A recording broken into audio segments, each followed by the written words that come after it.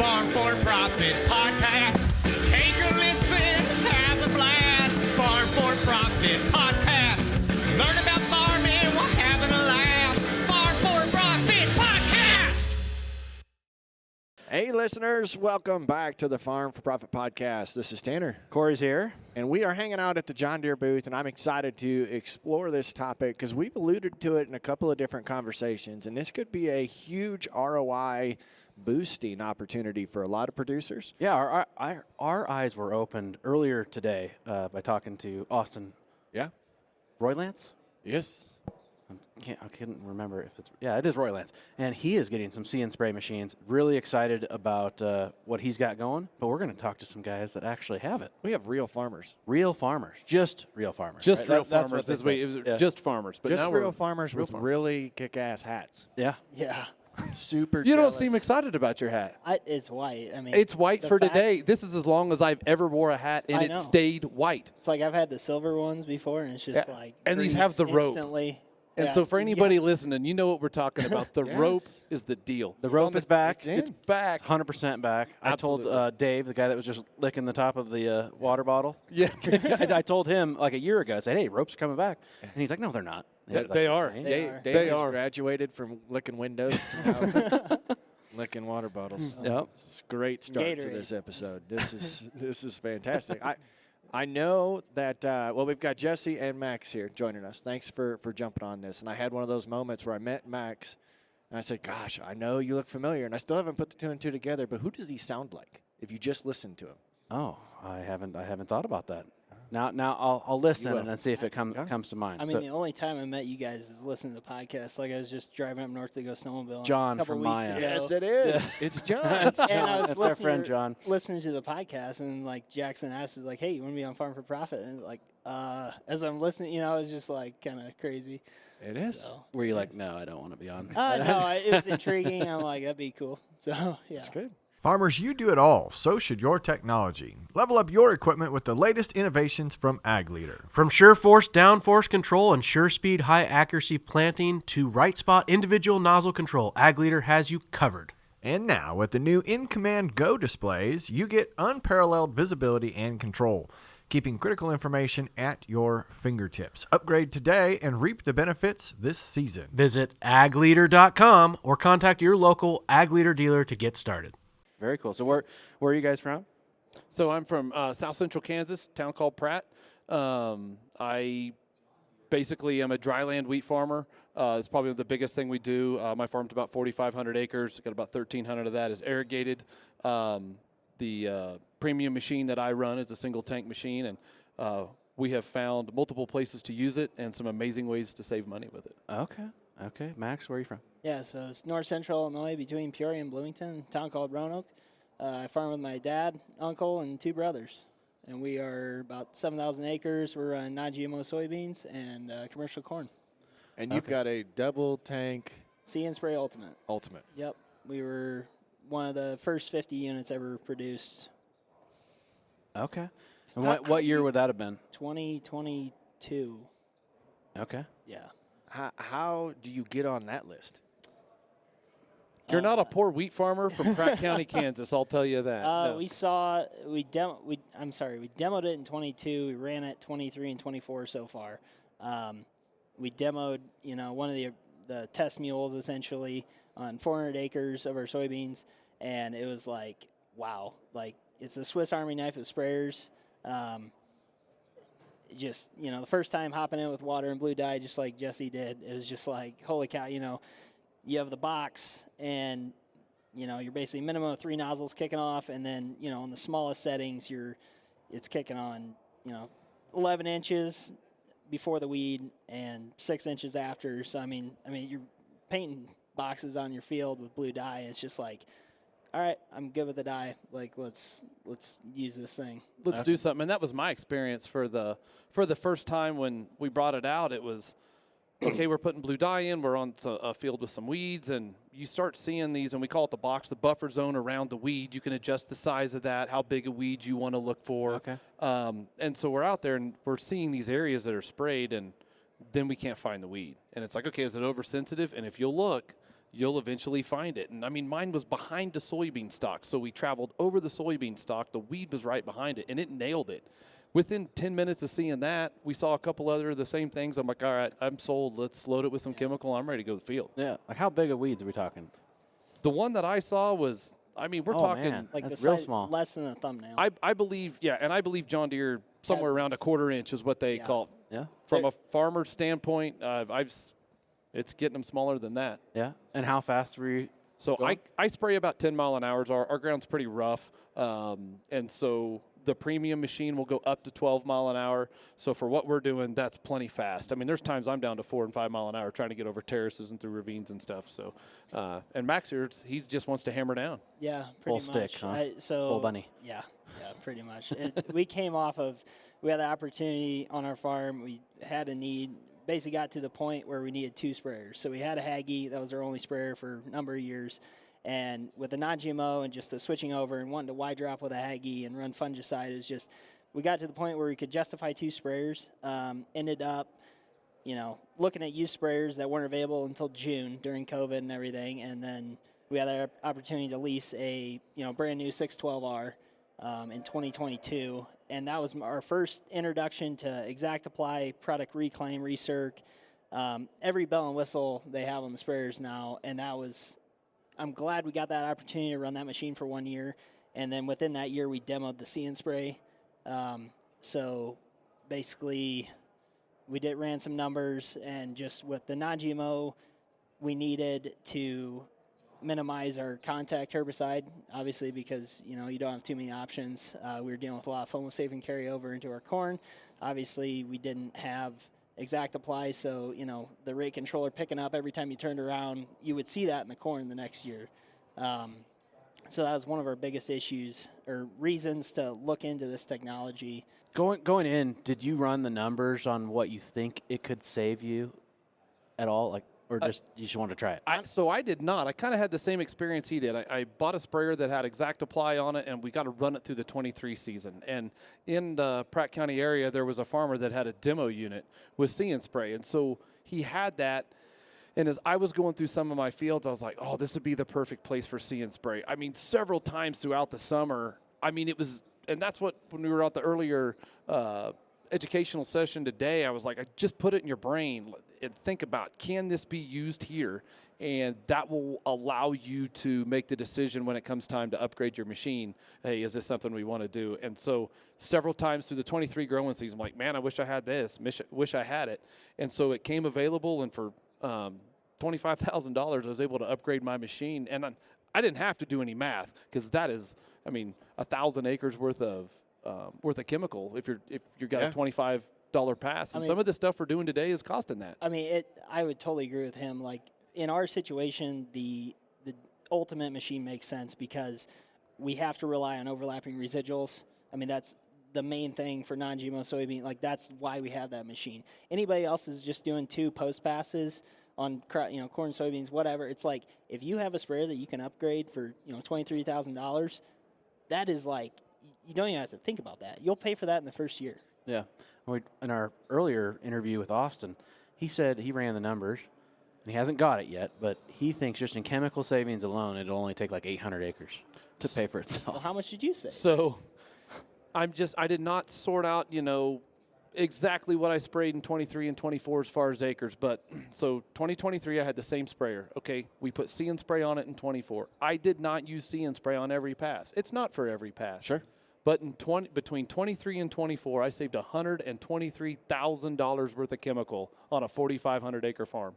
$123,000. That's a down payment on a farm. Dang straight. And so on my wheat, I grow about 3,000 acres of wheat, and on that, I went back and just needed to know what I had in this wheat crop to put on a balance sheet. So coming into 25, but it was either $63,000 or $67,000 worth of savings, 23 versus 24.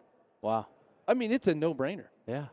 It is a no-brainer. And so a lot of my savings was on brown on green. I mean, summer wheat's one of those crops, and everybody else is growing stuff. We're trying to kill it. I mean, from June to October, we're trying to not Right. grow things. Right. Welcome to Kansas. Yeah. You know, so we use our tools in totally different ways. But I think that shows the diversity and then how it can fit on about every farm. Well, Yeah. I appreciate your openness, and you're saying it as it is. It's not for every pass. No, and that's okay. And I think some guys get hung up on that. Well, it's not going to work this time. No, so don't turn it on. It's a regular sprayer. It's It's like it. He like Jesse, like you farm a lot more crops than us. We're corn, soybeans. We experiment with a quarter section of organic. For us, it was we made a change on our operation. We've been all non-GMO, food grade corn, non-GMO soybeans since like 2013. And let me be clear, I'm not the numbers guy on our farm. I operate, I deal with drain tile and a lot of stuff, but my dad's the numbers guy. But just as the operator, basically we had selected for some weeds for not using Roundup for whatever that is, 10 years, 8 years. And we got to the point where we had these honeybine milkweeds we would have to take the corn head off and put the bean head on to harvest some areas. And so it got to the point where we saw the See Spray technology. We saw how awesome Exact Apply, full-blown Deere, all the bells and whistles, coming from just a Haggy with, just a rake controller and 11.3-foot sections. So the farm change we made was we went to all GMO so that we could utilize the See Spray on all of our acres to justify it for that year. I mean, we basically, if I remember right, we doubled our lease payment compared to a 2022 612R to a 2020, I think it's a 23 612R See Spray Ultimate. So that was. So the lease payment for the year was twice as much as it was Correct. the year before. But to put that in perspective, you have 2 sprayers on 1 chassis.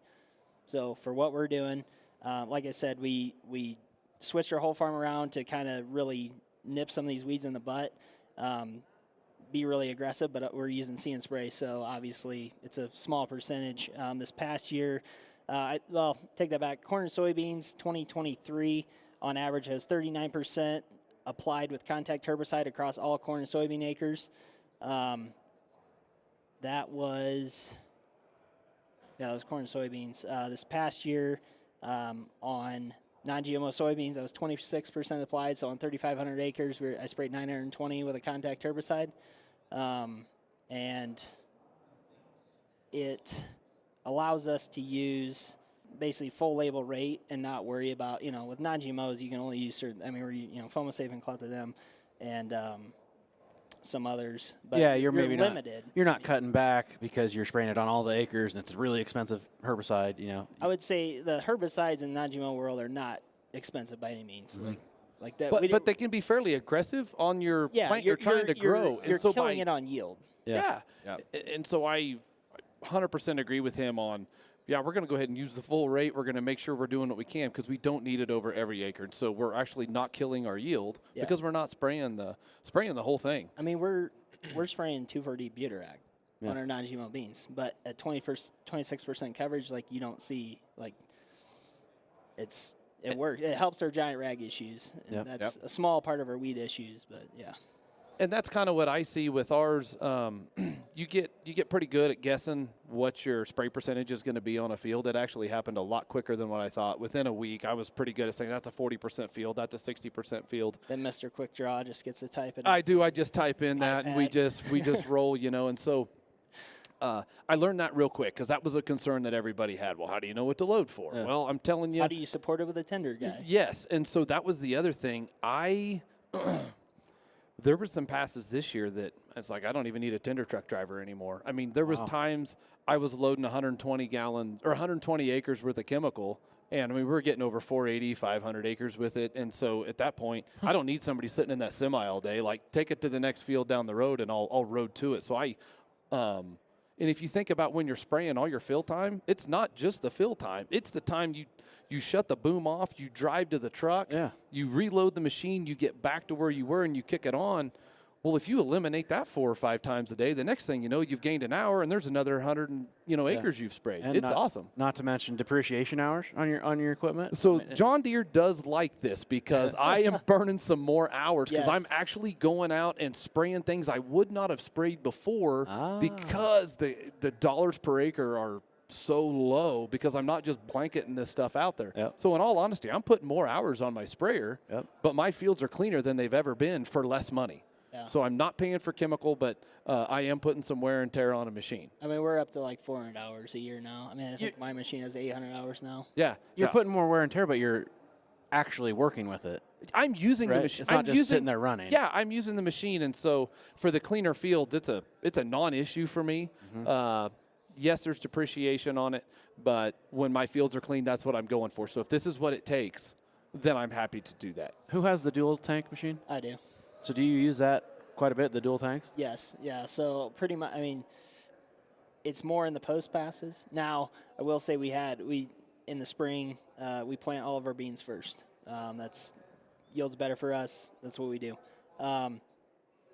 Typically, that means we're getting in there when conditions are marginal. So we do what we like to call skim tillage because you can't run the cultivator too deep. You bring out mud balls, but it's not deep enough to get every single weed out there. So we actually ran into where I was able to, I'm laying down trefoil with my broadcast boom, and then I am running, we were actually running burn down through See Spray as we're applying our pre, which basically, allows us to get by with a worse tillage job.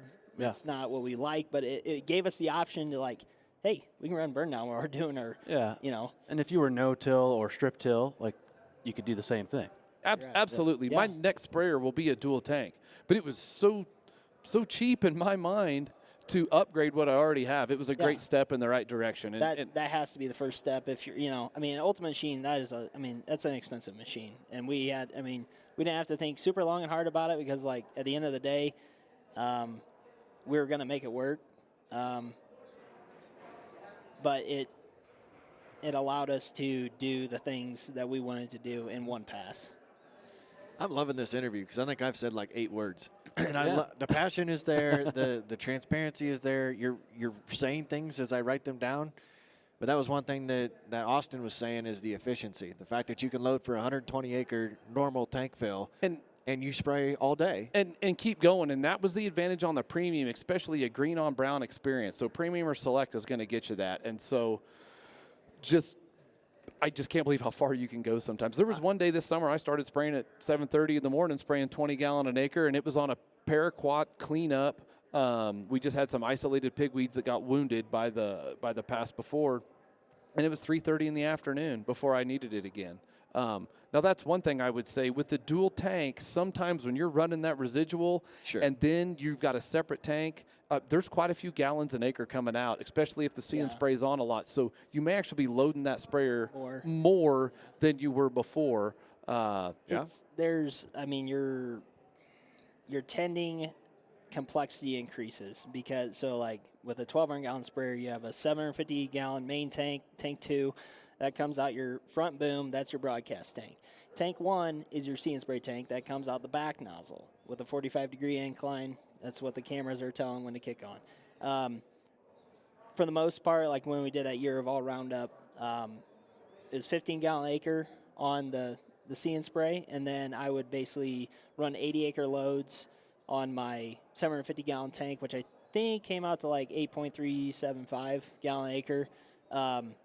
And so my whole goal with the ratios was to come back to the tender trailer with an empty broadcast tank with enough product in my, See Spray tank that it wasn't running the pump dry. Exactly. And I would pretty much, look at how much product was in my tank still, tell my brother on the tender trailer, hey, I have 40 gallons left, mix up a top-off load. So my goal is to never run out of the See Spray, but always, never have so high a weed pressure that I couldn't spray out all my broadcasts, so, and I probably said this before, but 3,500 acres, it was 26%.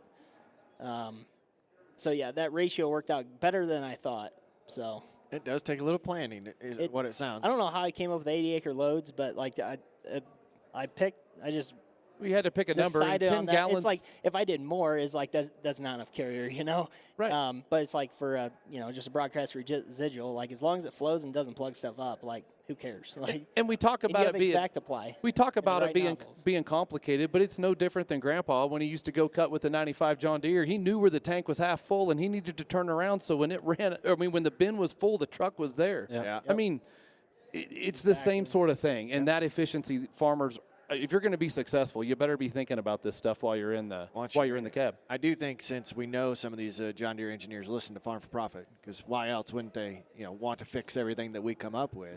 Exactly. You talked about how many road hours you've got on your sprayer versus spray hours. Yeah. Yeah. If we're seeing and spraying, I think we should be starting and stopping that spray hour meter too. Absolutely, John Deere. So see and spray hours don't count against depreciation when I trade it in. Yep. Clear? There's a whole bunch of Spray them over on, there spray off, laughing spray off. for Thumbs you up. guys that We've I been thought it with was a them for great idea. Why Yeah. would they laugh at that? don't like our joke. Yeah, it I should think- be. It's like it's a per acre row, like on a planter. Right? Yeah. How Oh, many yeah. acres are on this Yeah. nozzle? Right. Exactly. I think we're on to something. Exactly. It's going to be worth a lot of money. Yeah, we 10 years down the road. You It's heard always it. worth You money. heard it here first. Yeah. So do you guys, We've got proof of this idea. How come their new stuff's worth so much money and they don't think after I've, put the Blazy Charm on it, they don't like it I know. anymore? I've never figured that out. Oh, I love that. Yeah. You guys have Charm. John Deere Ops on your phone? Oh, absolutely. So what's a map look like you from can See and pull one Spray? faster than Like, is I it just can. like speckled everywhere? It is. Yeah, I want to see It that. is, and so it's super cool. You can, if it'll load. if it everybody- does throw trash up or dust behind the wheels, I mean, you can kind of somewhat see where the sprayers have went, and the Op Center is a fantastic tool. So while you're pulling that up, have you had issues with cameras getting dusty or Yeah. not being able? Okay. Yep. He has, I have not. Okay. But So that is a applied rate map. So that's like your regular rate Oh, wow. map. They have a weed pressure map. I don't like it as much because you don't see where it's sprayed. Like there's red and green, but that's a my. lot cooler. I don't know if you can zoom in That's on that. cool. Kyle. That is. That is. Does you dust got a in the- weed patch right there. Yeah. Yeah. Oh, and what were you the stripes across here? What did you tell me those were from? Was it 3 years before Tillich's yeah, thing or actually, let me something? see that. Oh yeah, I can see it now. That is where we set a chisel. It got rained on. Then we had an operator come up when we didn't change the depth setting on the chisel like 3 years ago. It might have been 4 years ago. 3 years That's- ago. And you can tell it on weed pressure. Yeah. That's nuts. We've seen it on yield maps, weed pressure. I'm pretty sure that's what it is. We had a terrace that accidentally got skipped, and probably I know it was in 2005. It got skipped. It got outlined, and then it got really hot and dry. I grew up in crabgrass. This is back when my dad's still full tillage, but I was helping him, and it got left. We couldn't get back in there. It got hard as a rock. Still to this day, sometimes that triangle in that terrace shows up. Wow. 20 years later. 20 years later. That's So everything we do matters. And I was at a soil conference a couple years ago, and they thought they knew about 10% of what was going on in the soil, and they're like, that was 10 years ago. Now we think we know 1% of what's Seed going corn? on in the soil. That's messed up. That is super clear. That's 2023 corn See and Spray. what's the yeah. the What are the striping? streaks? That is from airs with either dust or boom height. Okay. Oh. That was the one thing we struggled with the first year.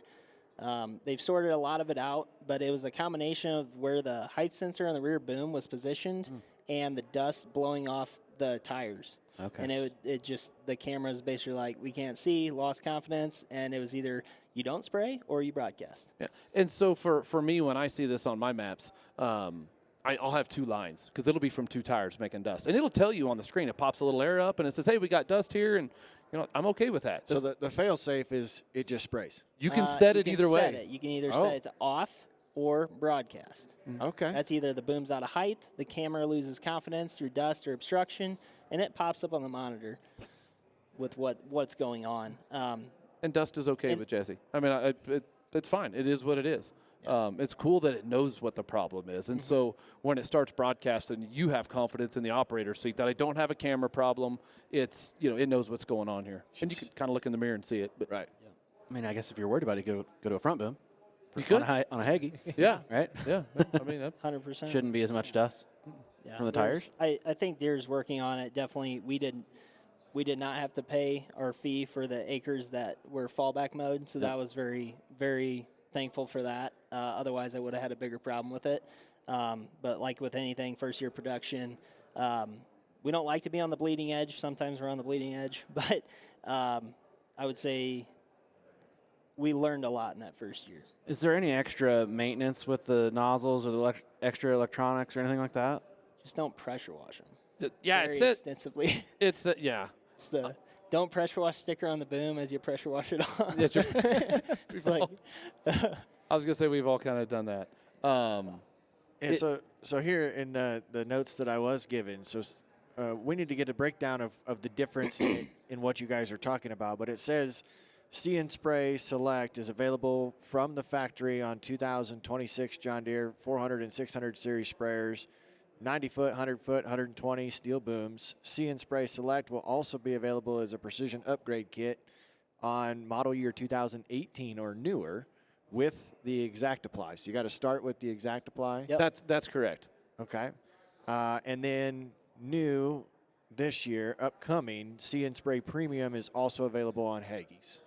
That'll be cool. 2025 and newer. If I'm That'll be understanding cool. that right. Yeah. So I don't have anybody telling me that's wrong. We got the double thumbs up. You got I like two? that. I just saw one. You been drinking? No. I just saw one thumb out there, man.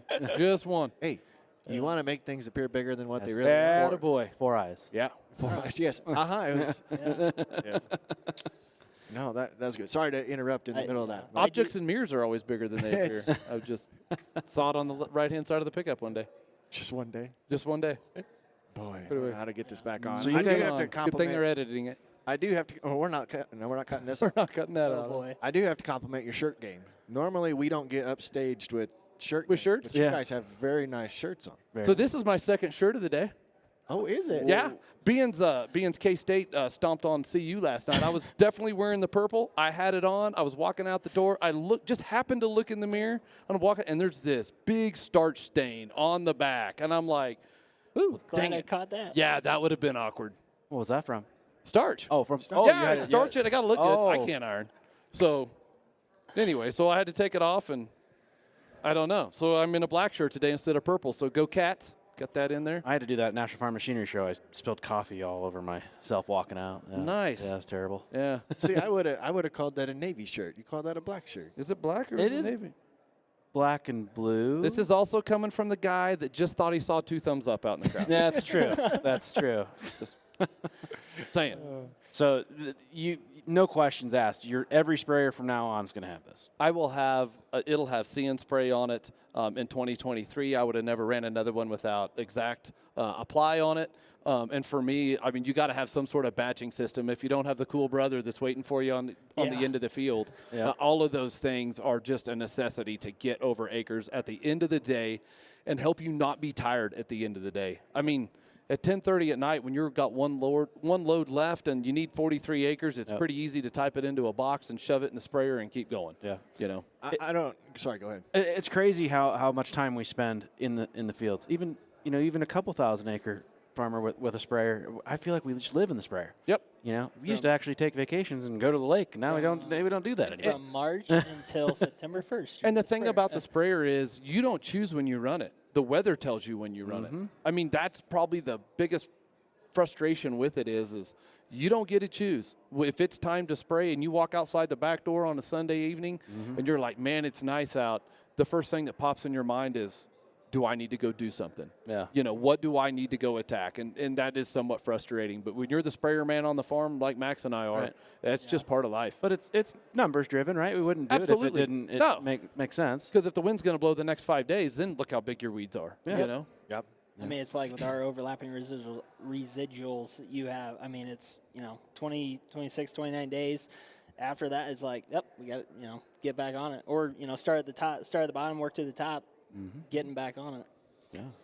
So are you guys using the other technology that comes in these sprayers? Like I know we've had a couple conversations about turn automation when we're talking tillage and planting. Are you using that in your sprayers? They don't have it yet. Do they? Automation, I think, is getting unlocked real quick. I think Is it? real quick. It's so here. It is here. I'm excited about That was that. a half a thumb. That was a half a thumb.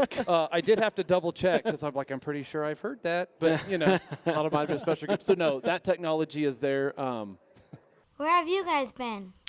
We just got back from the Custom Harvesters event where operators from across the country couldn't stop talking about Steinbauer performance modules. Yeah, they're seeing up to 25% more power, better fuel efficiency, all with smarter injector duration and not altering the rail pressure for safe and reliable performance. If you're looking to maximize your machine's potential, go to steinbauer.us and tell them Farm4Profit sent you to get yours today. I mean, you want to talk about a technology that matters? Air-conditioned seat. I mean, I thought this was a perk. You know what? But the sprayer I had before, I mean, you got out because about the time everything gets cooled off, because I'm from Kansas, you're spraying when it's 100, 105 out. It's just the way it works. About the time stuff gets dried out, you got to get back out and load again. So the air-conditioned seat, I hate to say it, but it's a must-have as well as the exact apply. Just put it in there. I might be soft, but it's great. We talked about the next podcast upgrade needs to be to this soundboard. Maybe we need air-conditioned seats. I was just telling Rachel that earlier. We walked by tractor seats. I think we should have tractor seats. Oh. Like John Deere, air-conditioned, massaging. Massaging, that premium seats? Yes. premium seating. Signature. Absolute auto turnaround. And I want everything right here. A little rotation. Yeah, I want everything right here at my fingertips. My screen. I can tell what the sound levels are doing. That'd be awesome. We are such dreamers. I think we're getting in the full weeds. of good ideas. We're getting in the weeds on a listen to sprayer this guy. podcast. Yeah. It's like it's a dad bound to joke. happen. It's like he knows how to host these shows. No. Yeah, when do you guys start your podcast? I think That's the second time we've heard that today. I know. I This will is tell scary. you guys have a camaraderie. How do I say that? A camaraderie between the two of you for being hundreds of miles apart. Yeah. I assume you've connected before this, or this is not. No, this Not is no kidding. So this is just a See and Spray fraternity that the two of you are. pretty much on. I don't know. Did you hear what this gig pays? I mean, I'm No. thinking that there's an opportunity here for us. think Maybe. so, I mean, yeah. I got bills to pay too. you got zero thumbs for that. Corey can hear you. Corey can hear you also. Gotcha. I think that, But what do you guys feel like? I know you did a session earlier for people way less important than our audience, but did we miss anything? No, I think I'm glad he carried the show. You think? He has a lot bigger personality than me, and I'm glad for it because I wish I had his personality some days. I don't think I told you about my spraying on the highway, did I?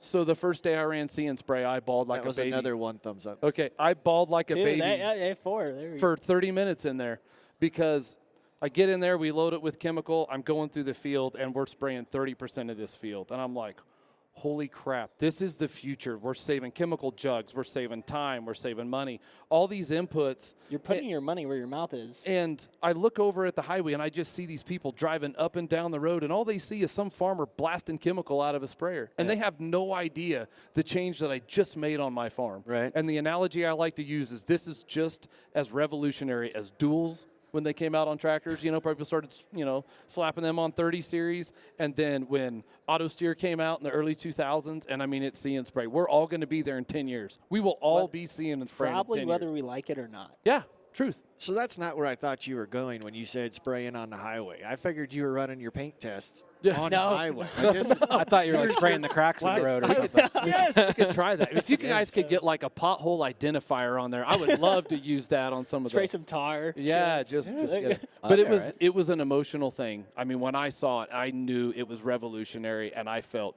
good about the decision I made to purchase it, not only for a financial standpoint, but environmental standpoint, like thinking about the next generation and what they were doing. I mean, this is a big innovative step, and it works. Like, it works. That's what's so cool. I was very, I wondered, like, is it going to work? How good is it? And it's better than any human. Absolutely.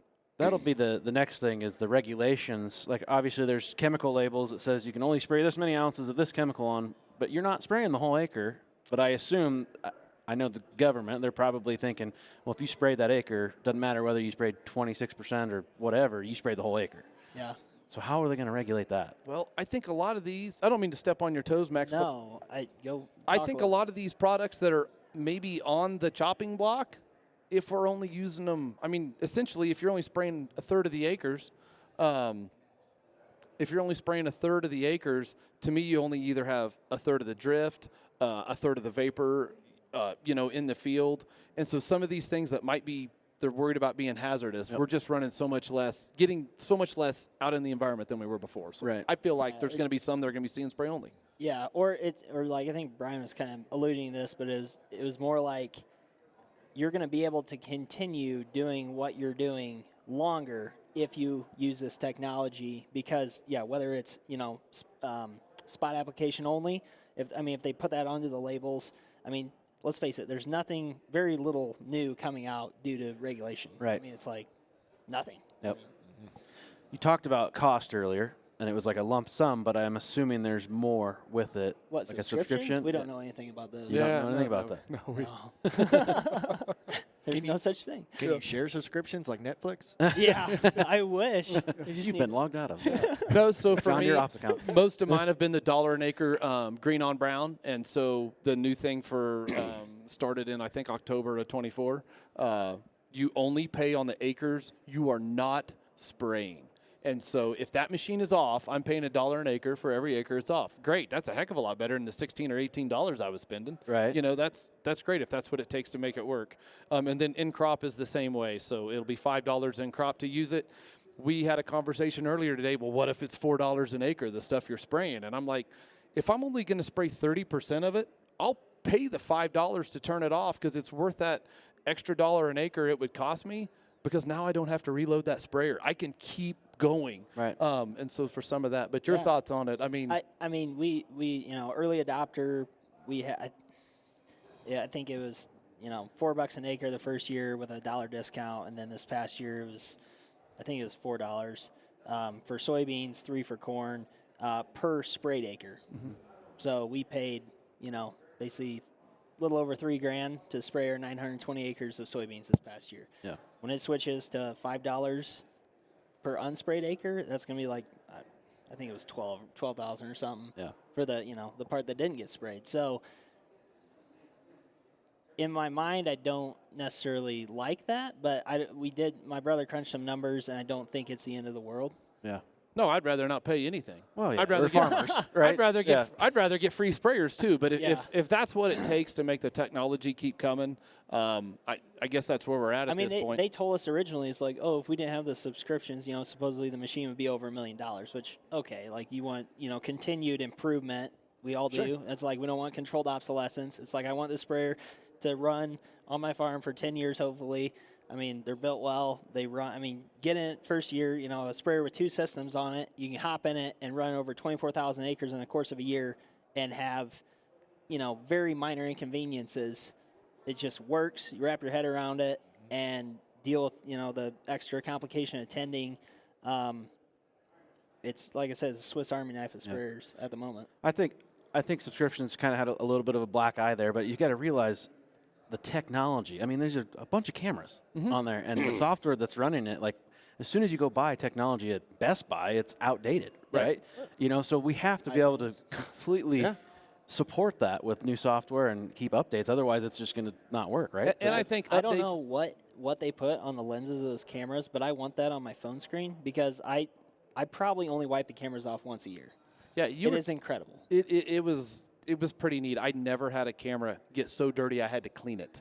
Okay, and I'm one of those guys, I probably rinse my boom off at least once every 2 weeks. I try to keep things clean. But, I mean, you could go out and spray 3,000 or 4,000 acres with it and not get dirt on a camera, which I did not see that coming. But it was a non-issue. Even you have, it sits out in the rain. It's like it's crazy. Like there's...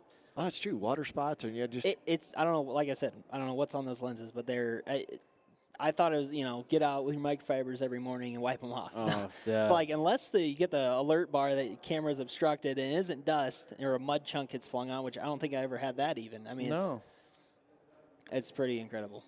Very interesting. Word. That is. I appreciate you guys taking the time, the willingness to say yes when they reached out to ask you guys to do this interview with us. It's going to provide our audience a ton of value, just out of your perspective. No, it was a game changer on the Blasey farm, and I know, like, South Central Kansas wheat farmers, if you're a no-till guy, this is what's going to keep you in business. Yeah. I mean, it'll keep you in business. So, yeah. Again, it was our pleasure to host the conversation. I'm glad we get to tell our large audience about the technology that you've tried, you've put to work, and you're still going to keep using it. Yes. It wasn't something that showed up and didn't work. So, thanks again for your openness.